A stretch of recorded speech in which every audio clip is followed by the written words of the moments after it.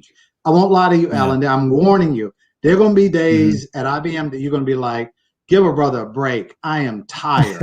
I'm tired of learning. And and every now and then I have to tap out a little bit. But I'm telling you, if you're not learning, even during the job search, if you're not learning about, like when you see a job description and they have those 3 words, you don't know what they are.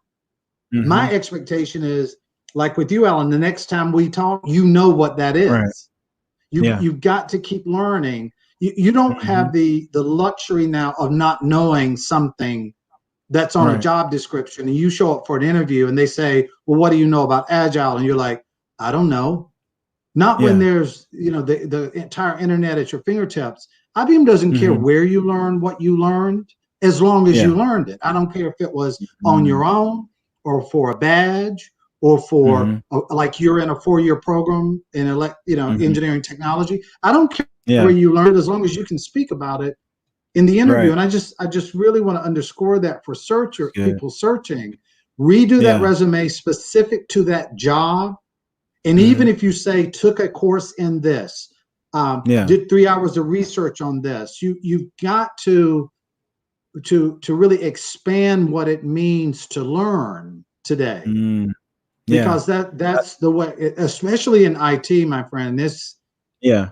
It's changing so rapidly. Think about your phone. Think about the things that you can do online, like this Purpose Pod. Could we have done this 5 years ago? Maybe, but that's an evolution. It's changed. Maybe not. But it's like that all over businesses, especially in information technology. It's just changing so rapidly. Sometimes a language you learned in software development in your freshman year, by the time you start working, might be an old technology, and that's only been 4 years. And that's the truth. And that's the truth, though. And I love what you're saying, because a lot of people aren't continuing their education as they pursue jobs. And like you said, this year, I think 2020 going into 2021, I think it's important for us all to evaluate our lives and to look at where we want to go. And based on that, we have to identify what we need to know. And I know you were instructing me, like you said, with the jobs, it'd be like, Alan, do you have this under there? Do you have this? Well, make sure you do. Go find out what that means, because it could relate to something it's just worded differently, right? That's right. That's right. So yeah, it's and I wasn't like a very good job search candidate. Like I hated the job search process. I'm sure a lot of people do. But what would be your advice for people who are struggling with applying for jobs? Even let's go to that person real quick. How could they get over like, oh, I have to keep filling out these forms, even though I put my resume in there? How do they get over that? Yeah. Okay. So you have to understand every job search is as unique as the people involved. I would imagine if you would look back, Alan, over the last 20 interviews you had on this show, there were some patterns, but they were very much different. Each interviewer, each person, and how you engage them. You know what I mean? But there were some fundamentals there. It starts at 6. I needed to have a headset, a laptop. You know what I mean? You sent the email and all that. And it's the same thing with the job search. Because of who you were, I had to, adjust to who you were. I won't lie to you. You may not know this. It wasn't because Mr. Anthony sent you my name that I really dug in with you. What really impressed me was he sent me your personal AlanSimmons.com.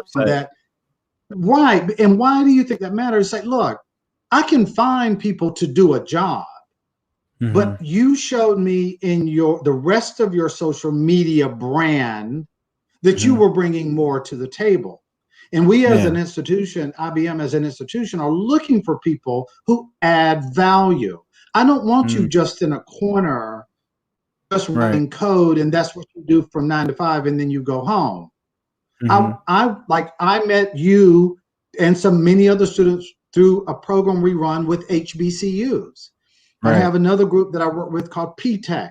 These are students from high school to college age, and we need people who care about being a servant leader, which you are, Alan. And I'm just saying, it was that made me go, huh, there's a lot more to this. And what people don't understand is your resume is a particularly formatted snapshot of what was or what you did, a version of what you did.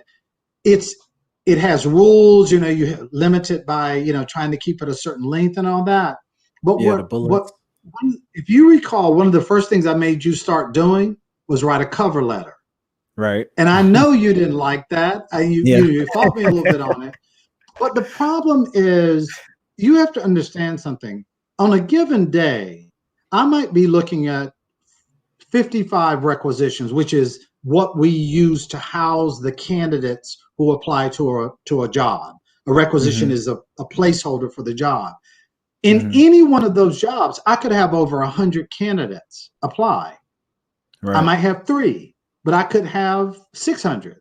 And so you have to understand, sometimes it's that other stuff that you either represent in your brand, as you did, or in a cover letter that allows you complete control over your story, over your brand. Right. Yeah. And that's when you say, I don't know, I've never done Agile in the workplace, but I took a course. I got this badge.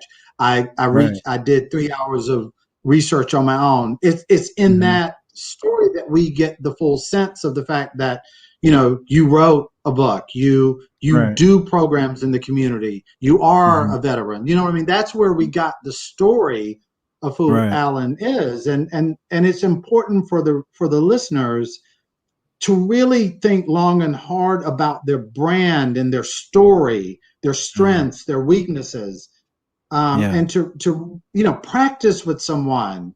Like I'll drop into a role play in a second.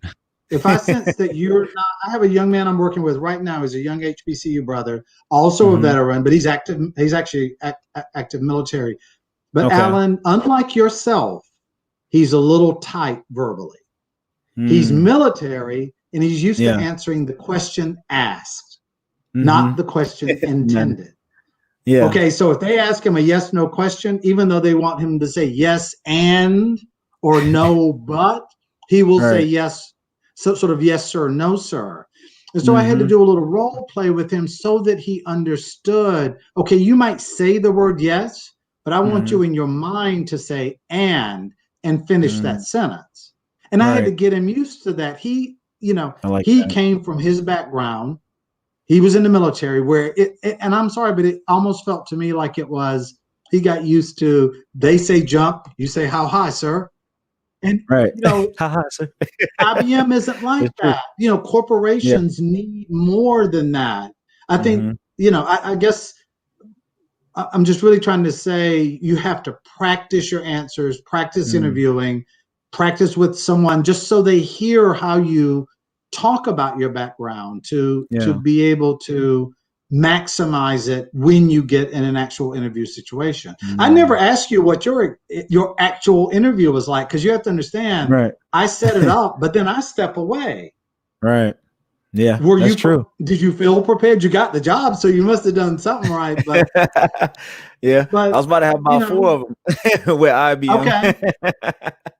4 of them for the same job or different? No, just 4 different roles with IBM, and it was just thanks to how you prepared me, even with my confidence in the process. Like you were more like you were a recruiter / mindset coach, and you were just you were preparing me. But like you're saying, that having those things to stand out is very important. And I feel like that's what a lot of the managers or the hiring managers that I interview with, they were really interested in knowing who Alan was. Correct. And they were like, these things, we could talk about the rest of this, but who are you? Tell me who you are. So I really love that. And when you told me that, it shifted the way I saw my job search and my application process. So it shifted it. So let's get through some sort of technical to-dos. So we've all heard of LinkedIn. You're all over LinkedIn. There's a way to utilize LinkedIn. So for instance, you and I happen to meet, but typically A company as big as IBM with 400,000 employees around the globe, you're probably not going to meet a recruiter simply by applying. Now, keep in mind, Mr. Anthony knew you, and we knew you from the HBCU, the Summer Blue Movement program. But you have to use LinkedIn to go to LinkedIn and just put a technology that you're in. Like if you're a Java programmer or you're a whatever it is, a front end developer or back end developer, put that title in and add the letters IBM and hit enter. See what comes up. Because someone might be a manager over Java and have Java in their title, and that might be someone you reach out to. You know, I'm trying to aid folks who don't have me sitting there on the other end of the phone to look up the recruiter and send them a note on your behalf. Well, honestly, if I were job searching, and I have job searched before, I would be looking up I'd put recruiter or talent acquisition professional, TAP, IBM, and hit enter. And I'm reaching out to every single one of them, just saying, hey, would just like to connect. I'm in a job search. You know, would love to get on your calendar if I can. Okay, so 10 say no, but 1 says yes. Now you're okay. And also at the top of your LinkedIn brand, you know, where your picture is, a lot of people don't put up there, I'm looking for work. I don't know why. You're looking for work.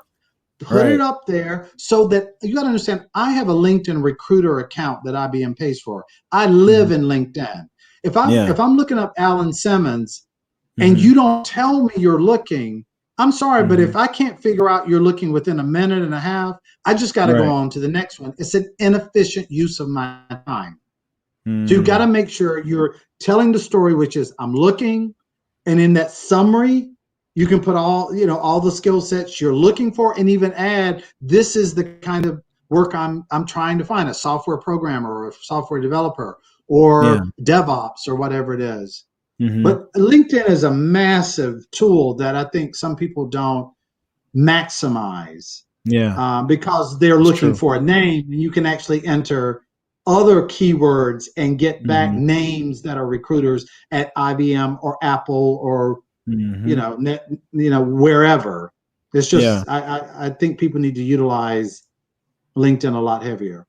And that's a good point, and I'm glad you said that, because I wasn't a LinkedIn person. I was more Facebook, and Instagram. And the moment that I started paying attention to my header and making sure that it was clear that when you came to my LinkedIn profile, you knew exactly who I was and where I was at in my life, and like you said, the resumes are like where you've been, and we have to tell a story about where we are and where we're trying to go. And if you follow the format of LinkedIn, like just fill in the blanks where it guides you. I don't know if you know that at the top under more, it says more with 3 dots. If you hit that, you can actually create a PDF of all of that and submit that as a resume.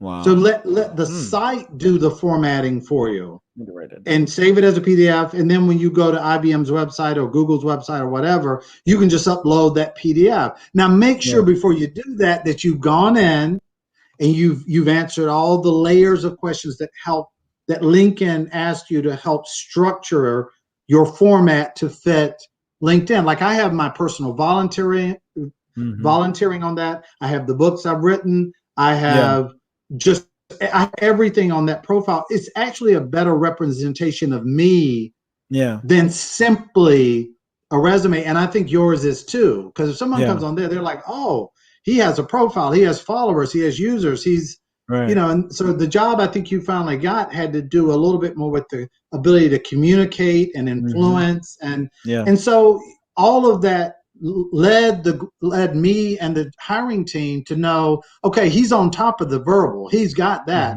he's confident, he's an influencer. Now, like by the time you show up for the interview, it's 80% done. Right. If that makes sense. It's true. These are all facts, people. These are all facts. It is true, and because a lot of people they stress themselves out, and I am one of them. You know, before I was, you know, now I have this new light in my mind. I've been awakened, but a lot of people fail to go to their LinkedIn because they don't want to do the work on that side. Yeah, You know, there is no way around it. You saw it. Now, the only thing that it forced, Alan, see, now let's do this. So you had me to partner with, and if you notice, every time we'd finish one meeting, I'd schedule the next meeting. Right. A parent can do that for a child. A friend can do that for another friend. Have a point where they check in, and all they have to go is, what you gonna do? What are you gonna do by next week? Right. And when they check in with you, a parent, a friend, a minister, whoever it is in your world, it's that agile approach. That is agility. Right. It's checking in on a regular basis so that you're keeping stepping even during really tough times. Yeah. You know, I want to throw something in, Alan, here, because you know I'm a big person about mindset. So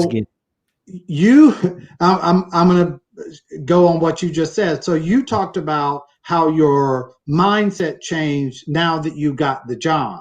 Now, it is my contention, and I'm being really honest with you, I do not connect my happiness and my worth and my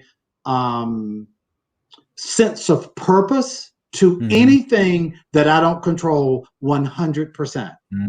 So I would say to you, you happen to say that your happiness was connected to a job, but I'm telling you, that was just something you connected. You still had to, in and of yourself, decide, I'm going to be happy now. My mindset is to do that without the list. Right. Without the requirements. Alan, listen to me. You got the job, but you still had to go into your head and your heart and your purpose and make a decision about happiness. Right. I'm saying that was always there. Yeah. That ability to be positive and resilient and affirming was always there. We just as human beings tend to connect them to things. When I make more money, when I get my girlfriend, when I get my boyfriend, when I get my marriage, when I get my divorce, when I get then I'm gonna be happy. But I'm telling you that then was always there. Come on. I'm just saying, brother. You set the stage on fire. You're like a poet over here. He said, then was always there. That is so powerful. Then was always there. And I really believe that, Alan. You remember that day? Do we have to go there? We can go. You know, It's going through some things. Yeah, you've got to keep your mind clear. And I just believe don't attach stuff to be a requirement of your happiness. Right. To be happy. Just let be in your job search, let the facts be, but keep your happiness in control of your own it's like your own separating self. it. Yeah. Yes. Separating my look, you're still gonna be nervous. You're still gonna be whatever you are for that job or that search. You could be frustrated. You could be not frustrated. I'm just saying don't connect the two. Yeah. Thank you, Amber. That's my wife right there, Amber. Yeah. Yeah, they're saying like they're loving this. Then was always there. That's right. That's right. And I'm loving that. Very, very good insight. Then was always there. And that gives us that empowers the person so much because like you said, can we go there? I'll give I was going through so much one day and I had a mentor. We had our call, that weekly call. And you almost blew it off. I did. I almost blew it off. And I was like, nope. Yeah, I almost blew it off, but he was so consistent and persistent. And, so I'm sitting here trying to keep it together. And I did not have a job at that point in time. So we were in the process of getting me doing looking for hiring managers, trying to contact people looking for jobs. And we didn't have interviews set up. It was early interviews. It was earlier on. So nothing was happening at that point in time. And then life was happening all at that same time. And I was just going through different things and I cried. We're on Zoom. And I'm over here. So this is in the beginning of us connecting, but he was always so like, caring even in the beginning. So that's what like really like, like that highlights, that says so much about a person in the beginning of me meeting you. Even if we haven't even met in person yet, I'm over here crying and I'm like, I couldn't hold it in. I was trying to hold it in and I just, and he just said, he was like, go ahead, brother. You gotta, you gotta let it go. Go ahead, go through it. And he's like, and then you empowered me. You didn't leave me there in my sorrow. No, I didn't. But let me tell you the power of Brother Simmons. Let me tell you what the deal was. And this is to everybody on the call. I use this with my wife. I use this with my 3 beautiful children. We are so in tune typically to forgive other people for whatever we felt they did to us, whatever they said to us, whatever. And remember what I said to you, Alan, I said, you must, and I'm saying this to every person listening, you must forgive yourself with your mouth out loud for the life that you've chosen up to this point. And there's something very cleansing about that. When you forgive yourself for the life that you've led up to that point, if forgiveness is necessary. And for many of us, it's forgiving a dark past with the family. It's forgiving coming up in a family with a single parent or no parent, or a divorce or an alcoholic, or choices you made. Comes a time, Alan, that I really believe that you have to, in order to move on and move up with purpose, you have to, with your mouth, exercise forgiveness to yourself. I had my daughter do it the other day, and I'm going to be real specific. The girl who gave her COVID-19, she was pissed because that girl's out partying still, and so I had to tell my daughter, you need to forgive her, but you also need to forgive yourself. Wow. And I was trying to work out a knot in her back, and when she forgave her, I said, I'll know that knot in her back just released. Wow. And this is what I'm talking about, people. It's release. And the self-forgiveness was what you experienced that day, but you have to be kind to yourself. You have to be, and that's just to show up fully and present for that interview or for that talk or for whatever it is as a husband, wife, child, mother, father, grandparent, whatever it is, cousin. You've got to be whole, Alan. And I push this all the time. You've got to be whole to show up whole. How you gonna show up whole when you only have? Right. I'm just saying. That's true. You're right. And I'm just like, I'm listening to what you're saying, and you're talking to me right now, and even in my season right now that I'm in, because we're always, everybody will always go through something throughout our journey, and we have to learn to we do kind of detach ourselves from associating ourselves with our failure and with our setbacks and what we're going through. Even our happiness has to be, like you said, internal, right? Oh yeah. So listen to this. So here I am at IBM, and I'm the guy, I'm a professional coach. I coach people at IBM, and here I am leading my staff on how to add joy to their life and how to remove obstacles to joy. And I'm sitting here watching George Floyd and COVID-19 response and Ahmaud Arbery and Breonna Taylor, and I'm going, okay, I'm gonna have to detach. It doesn't mean I don't care, but I had to find a way to add small steps of joy. Just like you had a weekly meeting with me, I have a weekly meeting with myself to say, how am I adding joy, and how am I removing obstacles to joy? So instead of trying to convince my racist neighbor, of who the right person is to vote for, I write my senator about legislature. So you have to figure out how to rejuvenate and how to keep yourself, up and moving forward. But I'm telling you, I myself, as a Black man here on the staff at IBM, trying to help people, be more positive, I had to make sure I wasn't associating, just like I told you earlier, my own joy and my own happiness with stuff that's out of my control. Right. like COVID-19, like what the systemic racism. Like I wrote the Durham mayor today. I wrote him a letter. There's a paper I wanted him to read about colonialism and how the police state has evolved in America. I expect him to write back, and I think he will. Yeah. But that's how I get joy, not, trying to convince somebody on Twitter or Facebook, right? Trying to turn them around. My vote's set. I know who I am, and I'm not going to waste time bringing the opposite of joy in my. I'm sorry, and I don't connect my joy to what's happening. That's in my control. That's an important message, Alan. Yeah, that is. And because if we don't have the joy and we're out here applying for jobs, and when you show up for that job interview, like luckily the day that we were on that Zoom call, I didn't have a job. Luckily you weren't interviewing me that day because I had lost joy, but the timing in the season, thankfully I was open. Like it wasn't just the fact that, you connected with me. It was just the fact that I also opened myself to be mentored and shepherded and guided, through this process. And I was willing to do the work as well.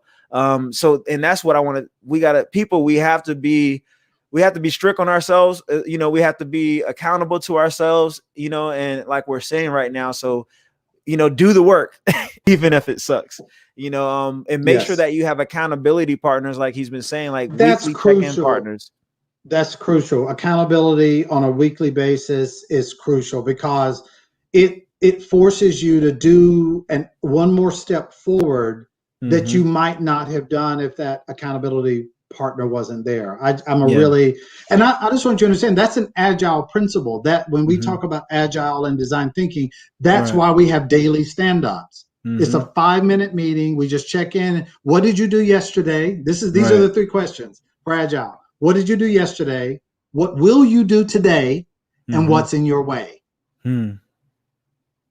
Those are the 3 questions that I use to hire people across the globe, hundreds at a time, everybody on a call. And I just say, what'd you do yesterday? Boom, boom. What'd you do? What are you going to do today? And what's in your way? And it's my job as a Scrum Master to remove the blocker by tomorrow. Right. So that when we check in, I can go, okay, that's out of your way. What'd you do yesterday? What you doing today? And you got to have that mindset, Alan, even when you're not feeling good. It's like I saw you go for a run the other day. It didn't matter whether you felt good to go or didn't feel good. You got to go for the run. Right. You got to show up every day, and those regular steps forward are so, so crucial. Yeah. That's big. In a job search and in anything. That's a principle that works for anything. It is, because COVID's like a lot of people are searching for jobs right now. And I think the mindset of the people right now, some people feel like they lost the battle. Some people don't even want to get back in the fight, so that mindset is very important. So I hope you guys have been taking notes. If you haven't, please go back and write those notes down. Because it's not just about the job. It's also about your well-being. Like if you're not good, you can't do the job. That's correct. That's and correct. I wanted to turn here. Man, time is flying. Let's go. 53. We have 53 minutes. Lord, no. I thought we was at like 15 or something, 20. So I wanted to ask you, so we talked about cover letters, right? I wanted to go in there and just quickly kind of give an overview of the typical cover letter. Like what can go on there? Is it like, hey, I'm a motivational speaker, author, or is it relating to the job? I think it should be a mixture of both. Keep in mind that I, as a recruiter, see your resume. So I get that. A cover letter, keep in mind, I used to be a college recruiter. So you remember you had to write an essay. But then some schools also did an interview. It's sort of like the cover letter for a larger company is sort of your initial introduction. It can be about the job, but I believe it needs to also include information about who is this person going to be sitting there when they start working on my team. Right. And for you as a servant leader, through your website and through some of your branding, I was able to say, okay, we know that if you hire Alan, you're probably going to get these other things that come with it. Now, a lot of times I tell people, for instance, like, let's say a job search asks for JavaScript, or a job description asks for JavaScript, just as an example of one technology. And let's say you didn't learn that in college, you're a recent grad, but yet I would tell you, if that's a Friday, by Monday, you need to know what JavaScript is. And in that cover letter, you're able to write, I saw that one of the technologies is JavaScript. While I did not do that in college, I spent the weekend, I looked at these sites, and I have a strong understanding of JavaScript and feel like I could use it in the job. Right. I'm sorry, that kind of resourcefulness makes an impression, as opposed to somebody showing up, having seen the job description for weeks, shows up for an interview, and I say, okay, tell me what you know about JavaScript, and all you say is, I don't know anything.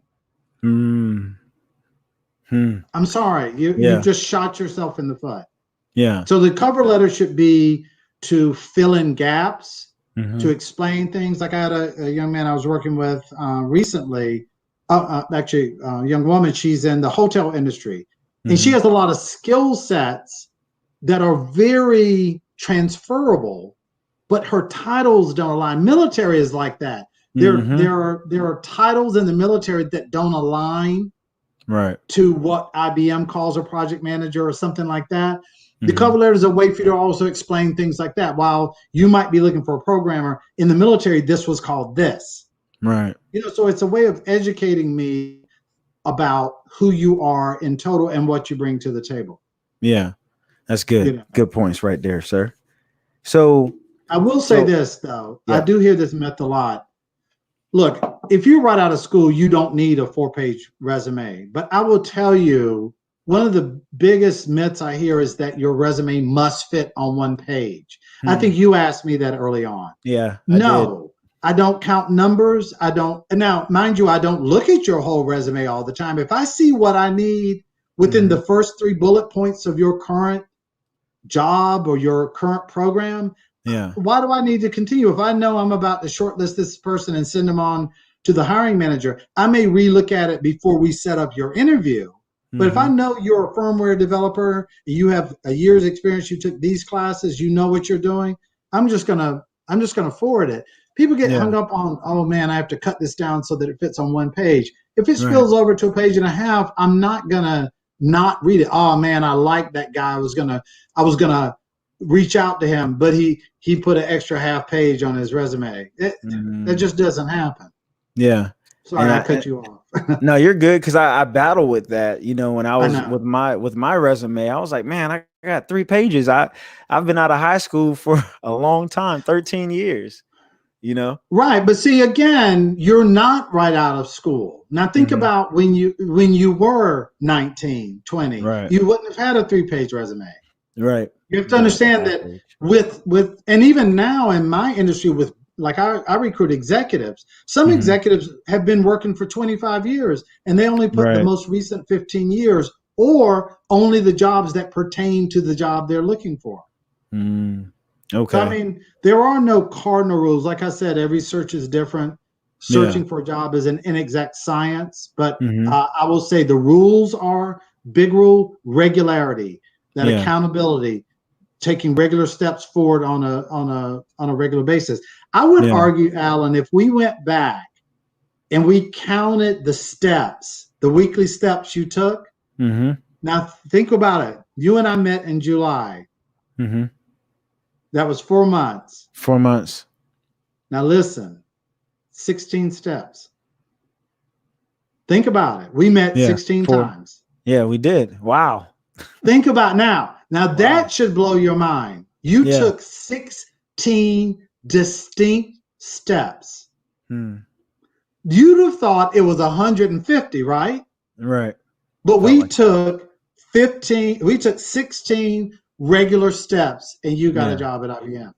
I'm just saying the power of regular movement, but a lot of things are like that we don't pay attention to. Like, how many times did you have to call, like reach out to your girlfriend, or the girl who you ended up married to before she reached back? It may have only been 4, but it may have felt like a lot.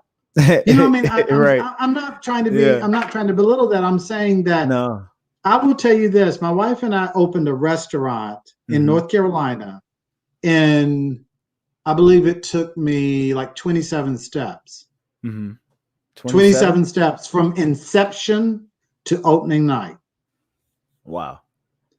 20 over a course of time. Now, how long? Does it matter? No. It was 27 steps. It was in the same You're right, year, though. 27 steps. It doesn't matter how long, right? Right. So I mean, it wasn't 27 years. It was, roughly speaking, a week apart. And the power is the regularity. It's like the time value of money. You have to save money regularly and repeatedly, and have time grow your investment. You know what I mean? And if, like I always say to people, like my daughter will ask me, if you had to do again, what would you do differently? It's not that I would change my major or change like something I did. I would start even earlier saving more money, because once you're working, that ability to look out for yourself and have options when you need them come down to a lot of times just having liquid cash on hand. Right. So once you get that job, start saving, pay yourself first. Yeah. And I'm going to talk to you about that. You haven't had that conversation with me yet about the 401k and matching and all that kind of stuff, because IBM will match 6%. Okay. So let's say, if you invest 6% of your own salary and they match 6%, you've just doubled your money and the market hasn't even moved. Right. Yeah, we got to do that. But some people don't even do the 6%, and they lose the part that they didn't do, and they lose the match, because IBM's going, if you're not going to help you, I'm not going to help you. Right. Wow. People miss out. That's another talk. Yeah, because that's like after you get in, what do you do next after you get in? So a lot of people, so we have that they have to go manage their LinkedIn, make sure your resume and your cover letters are updated, make sure you're mentally and speak to the job that you're applying to. Yeah. And speak to the job that you're applying to. So like, going on LinkedIn, searching for those people, the recruiters, the hiring managers, using the search bar is so important. It's so easy to find what you need nowadays, right? Yes. Yeah. So, and then the regular steps. That's what I see.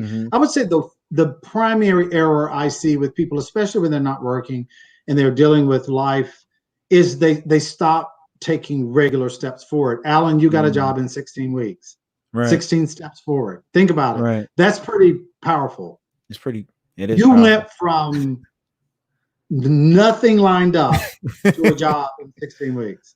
Nothing lined up, crying outside on Zoom. Well, I wasn't going to say all that. I'll let you talk about that. You could have said it. It's all good. It's all good. Yeah.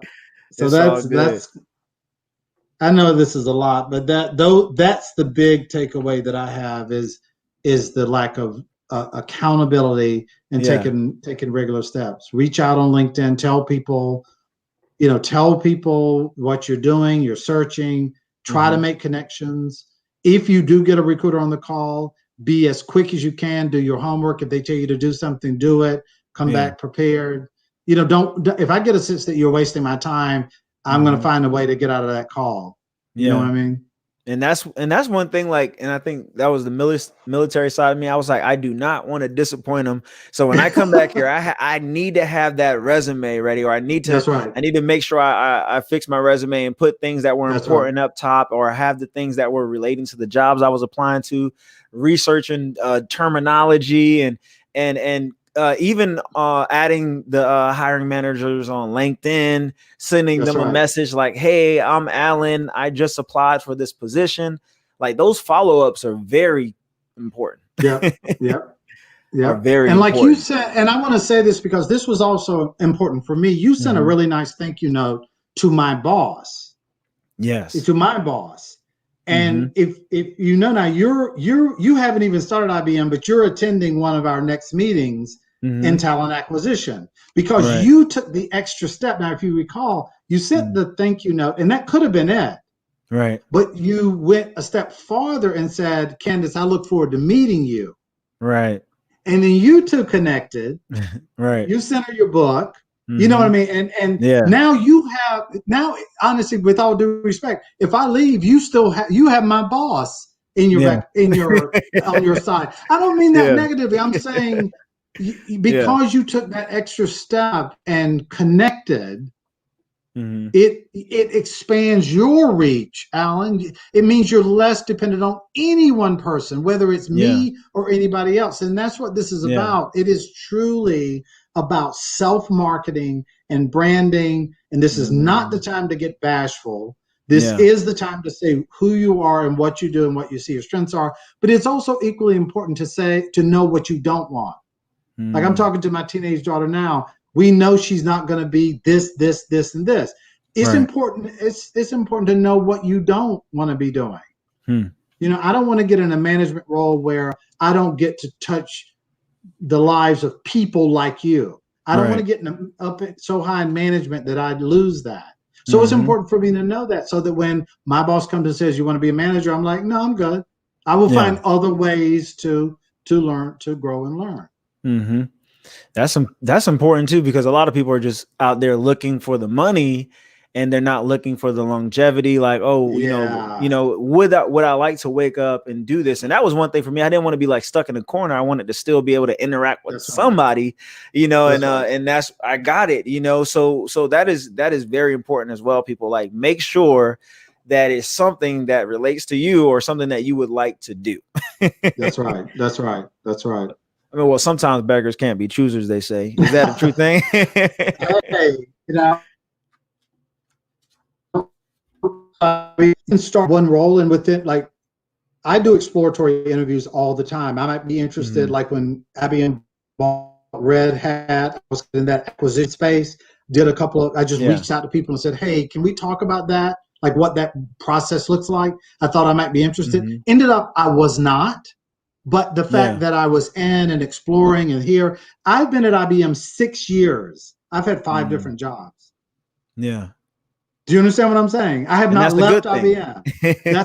I think it's a great thing, because we want people to be happy. We want them to move and grow. And if moving somewhere else internally makes you happy, particularly hopefully after a year, once you've been here a year, you can move pretty freely. Yeah. And so that's what I told my wife. I was like, when I get in there, I want to rise up. I want to, my goal when I get in somewhere is not just, so like when I say rise up, it's not like, I want to climb the ladder. It's, I know that if I go in and I do Alan well, correct, that I will receive promotion because of my good work. The success takes care of itself. Exactly. Absolutely. So that's the exciting part for me. But don't be ashamed to say rise up. If you want to move up and that's your goal, rise up. Right. Don't make me go on today on you. But you know what I mean? Rise up. I'm saying don't apologize for your goals. Yeah. I'm always keep it real with you, Alan. So if your goal is to be an executive, go. Do it. Tell people. Own it. You're right. Thank you. You see, you always get me. Oh, you about to get me crying again. Own it. I love that. Come on, man. That's what that's what I love about you. You're like the motivational recruiter. Like, that's what you should call yourself, the motivation. But you know what's funny about that is people often introduce me as a motivational speaker. Ironically, I don't consider what I'm doing motivational. I will give you the actual what I think I'm doing. Simon Peter in the Bible was apostolic. To be apostolic is to speak truth to people. And there is power in truth. There is clarity in truth. I have what's called an apostolic style of coaching. I try to call out truth. And truth called out does motivate. Truth called out does make you stand up and listen. And that's what you feel, and it's what I try to.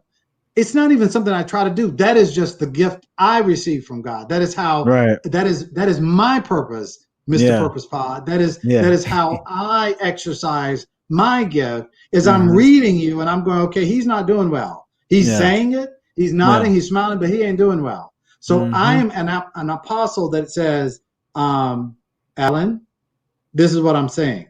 Yeah. And usually the truth called forth is a very powerful tool. Yeah. And that is a religious thing. Yeah. And I know you are. Yeah. Keeping it 100. Keeping it 100. Keeping it 100. That's right. Pastor Dawes, like your rise up. Rise up. You're right. And but let me just say one last thing, is because it's really important about faith, because these are tough times. These are tough times. This is a complex time for citizens, for particularly Black men like myself and you. You have to make sure, even in your job search, in your downest moment, in your toughest day, whatever you're dealing with, you have to make sure that your behavior indicates your belief system. It's not your mouth. Does your behavior? If I just watched Alan from a fly's perspective on a wall, would I know that he walks in faith? By his actions. I used to tell my son, like, he would, I would talk about walking in faith, and like I would say to him, I say, Ryan, if I'm going to pick you up from school today and I tell you that, do you keep calling me every hour asking me, am I going to pick you up? He said, no. Right. I said, why? He says, because I know you're going to do it. And I said, if your father on earth will show up like that, are you tripping if you think the God is not going to show up for you? But people don't act like it, Alan. They don't behave in belief. They don't move in belief. I'm just saying it's very important to me that your actions show your belief system, even if you're mute, even if you can't talk. Your actions have to show it. Man. I'm just talking. That's powerful. Where you get that from? Is that in your book? That's in my heart. That's in your heart. That's powerful right there. That's powerful right there. That's powerful. And man, I can't even add on to it. I just think that's so powerful because you said it like that. Oh, all right. So let me slow down, man. Cause you got me so excited and you got me wanting to like go chase the stars and be my best person that I could be, and believe in myself. And like, that's what it's all about. Even in this job search, people don't mix that together. I think people make job search work. They don't make like, okay, you know what? I am living in my purpose. It's purpose, all right? Together. It's purpose. And it's all connected, and I do not separate them. And I show up fully where I am. And if you recall, Alan, when I was meeting with you, I don't get distracted. I'm not looking at my email. I'm with you. And to me, that is the gift of my time and my energy. And the ultimate expression of God's grace to me is to be there with you when I'm talking to you. Right. You're right. To be present. To be present. And it's so hard to sometimes be present, but you've got to build into your behavior the sense that God is present, not just your words. Man. Like if I watched you for a week and you could not speak about your faith, would I know your walk? That's deep. You asking me? No, I'm just saying. I'm saying to ponder. All of us should ponder that. All of us, if this is your belief system. And again, you're right. People believe what they believe, but it's what I believe. He said, Pastor Dawes says, I like this guy. Where have you been hiding him? Under a rock. Nah, he's out now. I've been hiding him. I've been keeping him to myself. I've been selfish, but I had to bring him on. It's funny though. You asked me about social media, and I was like, I ain't got nothing.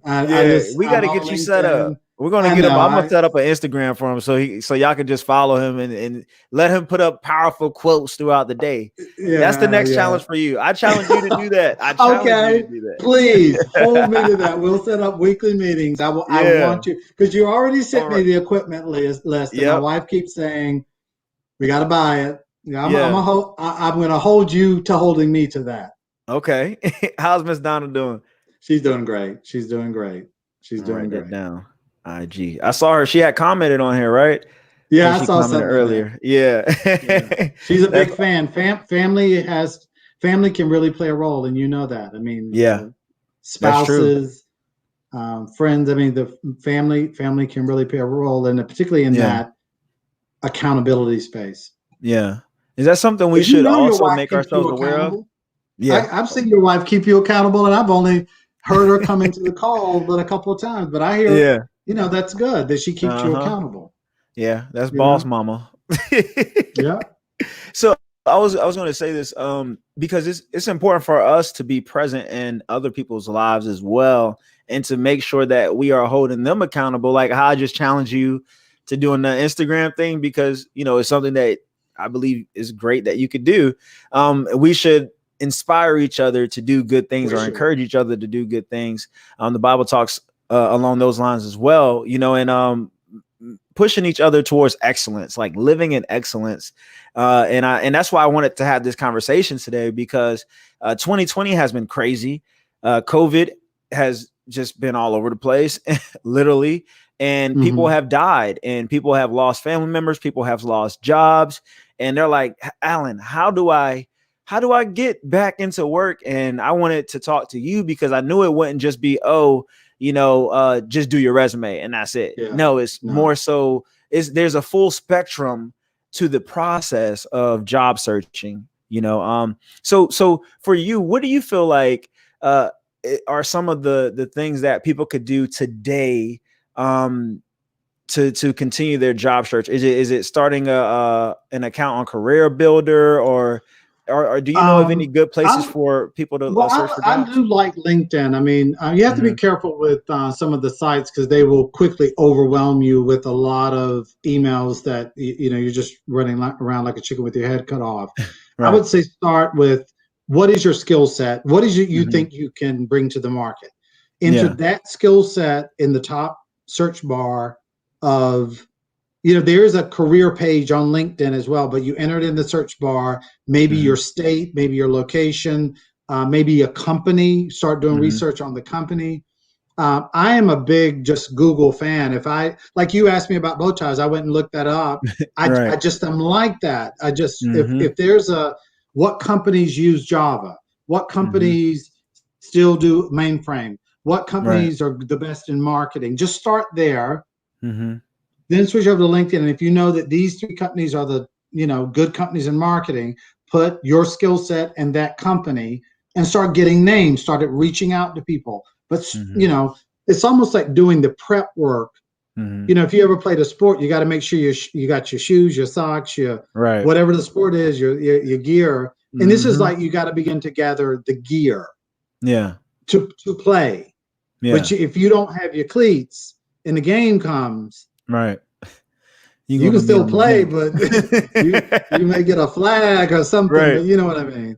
But just start with the gear, start with the searches. Google's very smart now. It can tell you the best answer back that they think you're asking, but you can get better at that. Boolean strings, they're called, but you know what I mean? Yeah. Start getting the research, start making connections, reaching out to people, and ask for help. People have trouble asking for help. Just ask for help. Yeah. And I'm glad you said that. Ask for help. I'm gonna say it again, because people are so like prideful. They're like, I'm not gonna ask for help for nothing. Don't suffer by yourself. I have one more question for you though, because this one is a very important question, because there's a lot of people who are, let's say, in their 40s, 50s, 60s. They're going through that job search process as well. Maybe they're kind of like, I don't feel like getting back in the ring again, or I don't feel like, doing this again. Like, what could they do?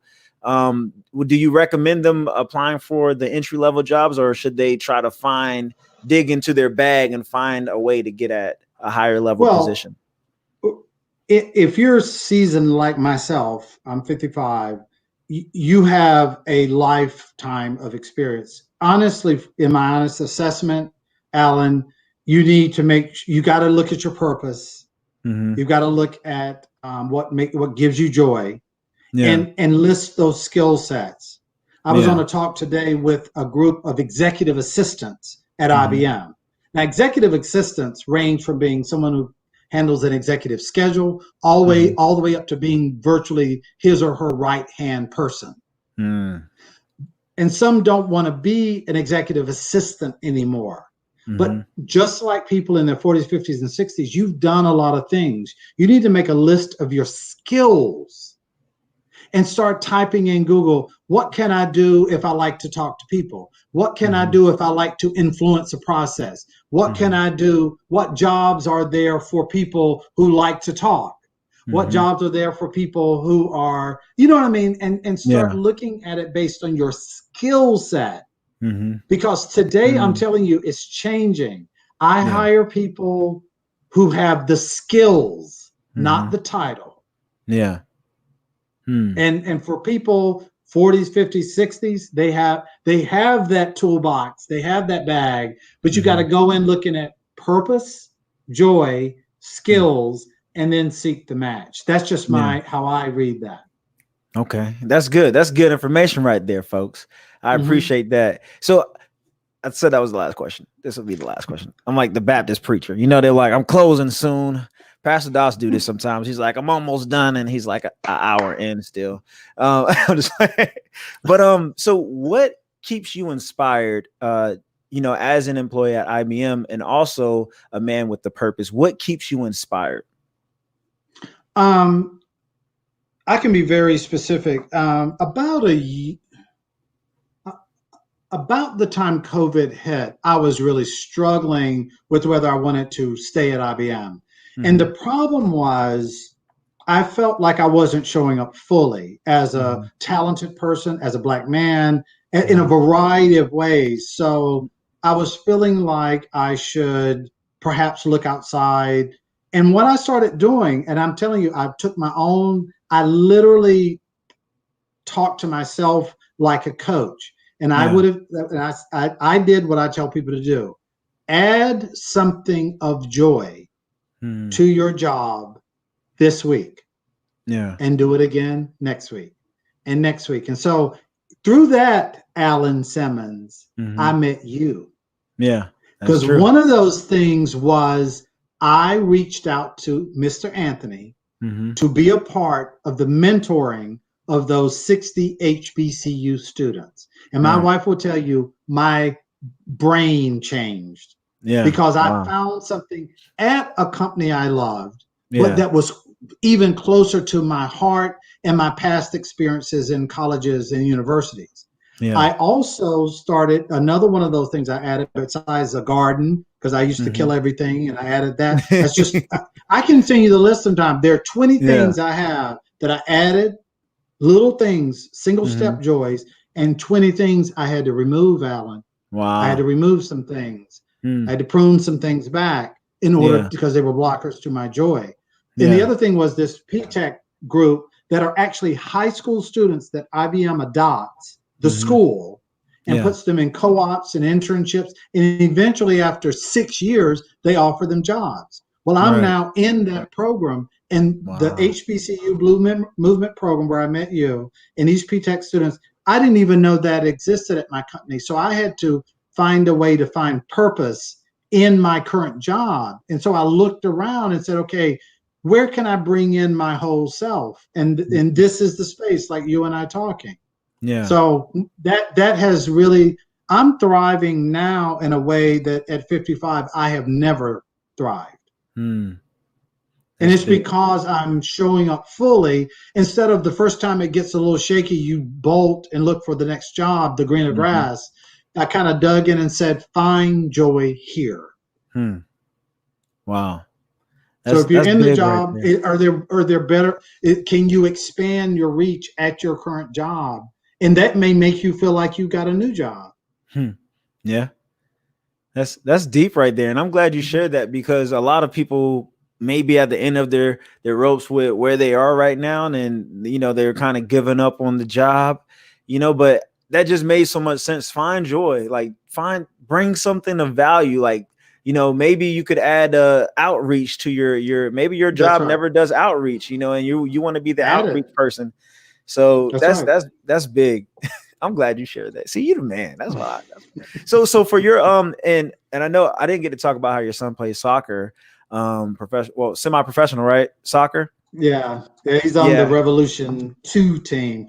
Hopefully, in the next year, he'll get moved up to the top team. But hey, that's been a purpose. Talk about a purpose. Yeah, I'm talking since he was 6th grade. He's been drawing uniforms of pro teams, and he, went to France to play, Sweden, back in the U.S. So I mean, it's people are amazed that he became a pro. I'm like, I'm not really shocked. I mean, assume you have some basic talent. That you can actually play the sport.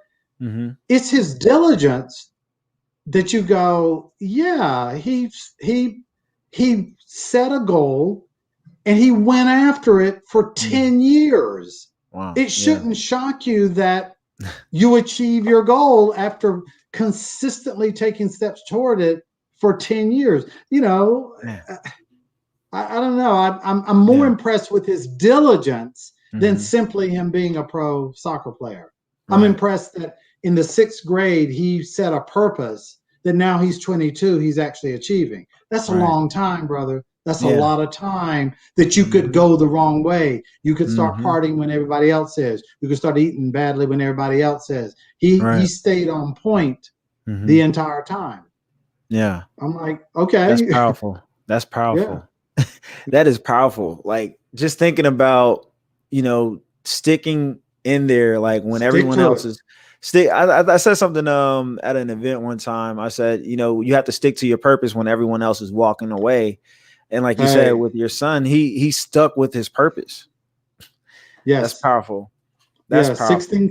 16 steps, Alan. That's what it took. 16 steps. You know what? That's the next book. One of my other books, 16 steps. 16 steps. My journey to IBM. Oh man. No, I might make this like a little, I don't know, something. I might do something with it. Let's do it together. Let's do it together. So this has been a great discussion. I was looking if anybody has any questions. I know I've seen a lot of chatter. People were like, yes. You had the church clapping. Brendan says this young man right here, he's a high school student with the podcast. Let me see. I'm trying to pull him up. There he goes. He says, wow, Mr. Spaulding, such interesting wisdom you have. Good. Definitely. Let me tell the high school age student something. And you need to understand this. My daughter is an artist. She has been selling artwork since she was probably 8 years old. Yeah. You need to understand something about youth. That young man can make demands of people and expect them to follow through that you, Alan, and I cannot because we old. Right. Because we are old. No, he can write Bill Gates and realistically think Bill Gates might write him back because he is in high school, because he's in the 8th grade, because she's in the 6th grade. You have to understand that I have a graph that I could show you sometime that the younger you are, your power is at its highest in terms of people's willingness to help you. And as you grow older, it goes down. Right. Your ability to help yourself is lowest at the beginning and goes up as you get older. That cross point, that middle point, college graduation. Because that's when you have to work a little bit harder to get people's attention, because now Bill Gates is thinking, oh, he just wants a job. Where Brandon writes him, he just wants insight. Right. So I just believe the earlier one can figure out purpose and start moving on it before that X crosses. Yeah. You've got them, people's willingness to help you at such a higher point earlier. You're right. So my daughter, who's an 8th grader, my daughter who's a college freshman now, but when she started painting, now come on, she's talented. And a 10-year-old girl walks in your store and shows her her artwork and it's good.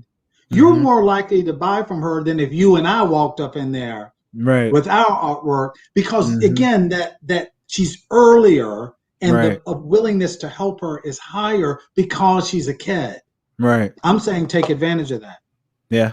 Brendan, I don't mean take advantage in a bad way, but take advantage of the power present in the room you know, because it does change over time. Yeah, that is true. I wish I was his age and having the Purpose Pod right now. Oh my God. Hey, and writing a book.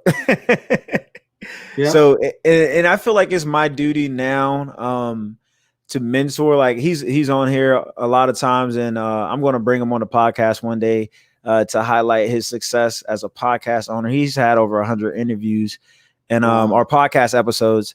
And so I just really feel that we have to, like what you're doing, you know, reaching back and helping the next generation, bringing the next generation forward. So this is really the last thing. Could you just kind of encourage the folks out here to, you know, with that, on that topic right there with the next generation, just, do you have any closing words about reaching back and bringing them forward? Well, I mean, when I think about my life, I think about the number of people who were at those inflection points. Sometimes it may have been my mother, it may have been a relative, but it is just someone who nudged me to come this way. It's sort of like you need that person. Like if you're coming toward me from where you are, to say, come this way, come on, keep coming. Nope, go this way, go this way, go this way, keep coming now, go this way. Don't forget your faith. Don't you forget your faith. Keep coming.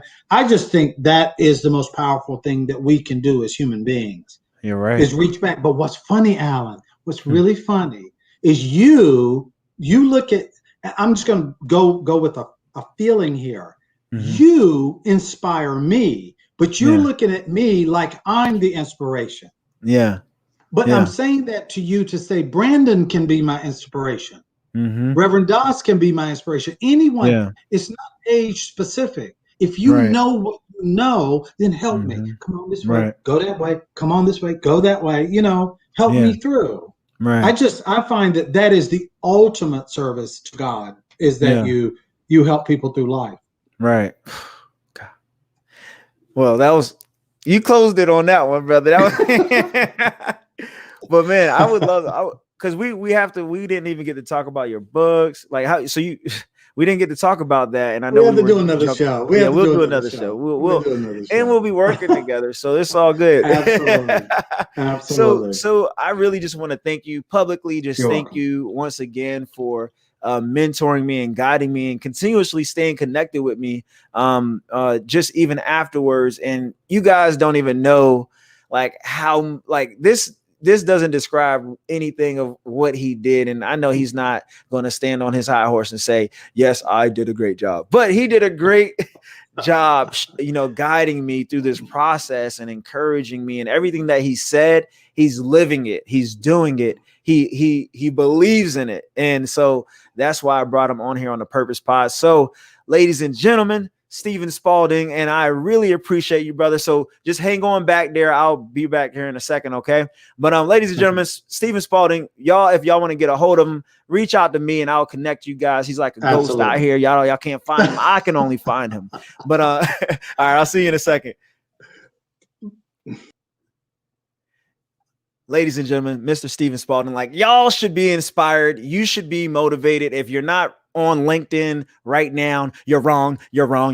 You should be creating your profile picture right now, not in your bathroom. Get a good profile picture out there, but y'all make sure that if you missed what we went over today, please go back and watch the live interview, because it was eye-opening. And DJ Davi was on the ones and twos at 5:50 to 6 o'clock p.m. So this has been another episode of the Purpose Pod.